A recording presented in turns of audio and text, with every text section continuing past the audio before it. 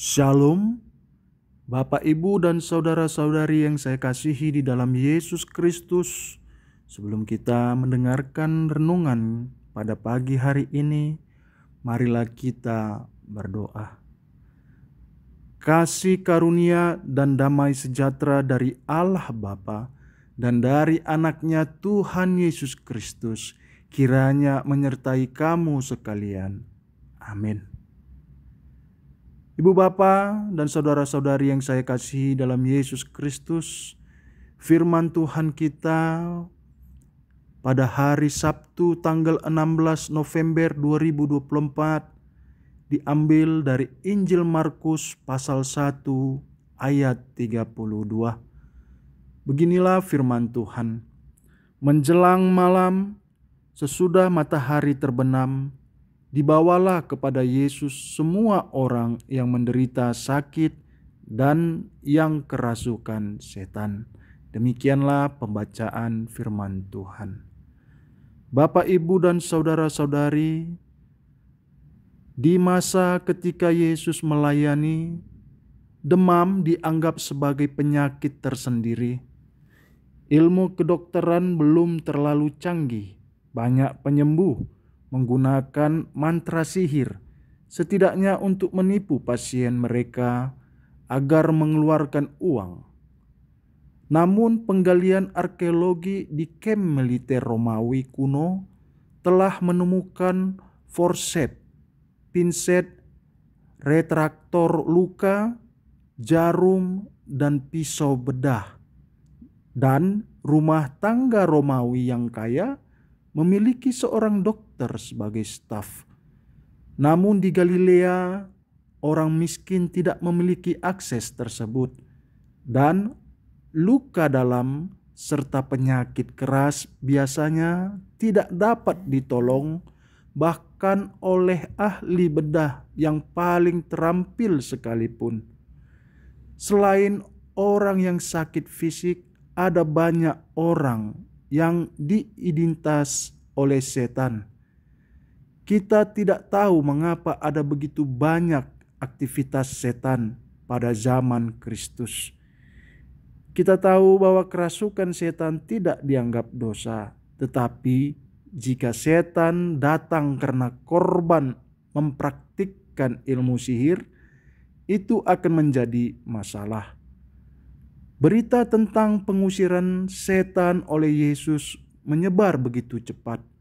Penyembuhan orang yang kerasukan setan dan ibu mertua Simon Petrus dengan cepat menutupi keheranan atas pengajaran Yesus yang penuh kuasa.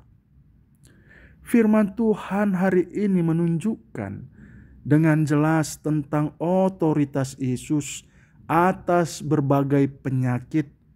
Bahkan Yesus berkuasa mengusir setan yang merasuki banyak orang. Semua orang datang kepadanya. Mereka yang sakit disembuhkan, yang kerasukan disadari kembali. Semua kuasa itu tidak lepas dari tujuan utama, yaitu menyampaikan Injil Kerajaan Allah dan menyerukan pertobatan kepada semua orang. Atas kuasa itulah Yesus Kristus mempunyai kuasa dari Allah untuk membawa kebaikan dan kesembuhan bagi semua orang.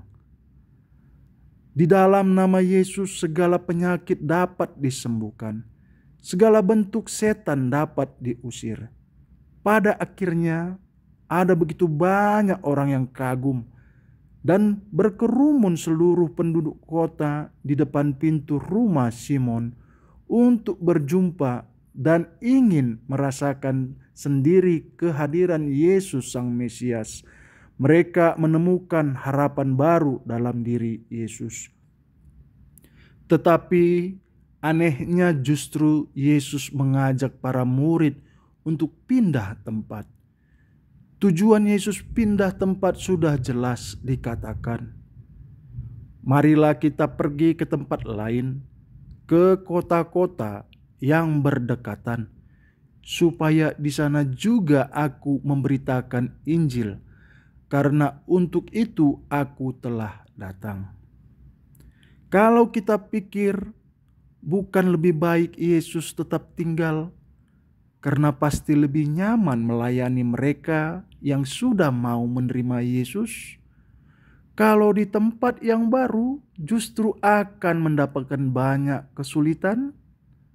Bapak, Ibu, dan saudara-saudari, keselamatan Allah ditawarkan kepada siapa saja tanpa ada batas wilayah dan daerah tertentu.